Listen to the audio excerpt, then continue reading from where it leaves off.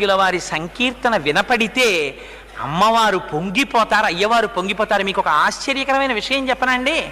అసలు నిద్రపోవడం అలవాటు లేనటువంటి వెంకటేశ్వర స్వామి వారు అన్నమాచార్యుల వారు తన ఇద్దరు భార్యలతో ఉయ్యాలలో స్వామివారిని పడుకోపెట్టి అటువైపు భార్యలు ఇటువైపు ఆయన కూర్చుని జోవచ్యుతానంద జోజో ముకుంద అని ఆ కీర్తన పాడుతూ ఉయ్యాల ఊపితే కనురెప్ప వెయ్యడం అలవాటు లేని స్వామి నిద్రపోయేవట్ట.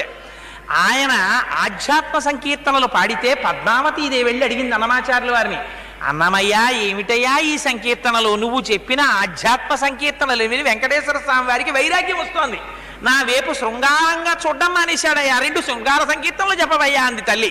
అంటే అప్పుడు పలుకుతే నెల తల్లి పవళించెను కలికితనమున పతిని కలసినది కానా అని సంకీర్తనం చేశారు. ఎంత దర్శనం చేశారో తెలుసా అండి అన్నమాచార్యులు వారు.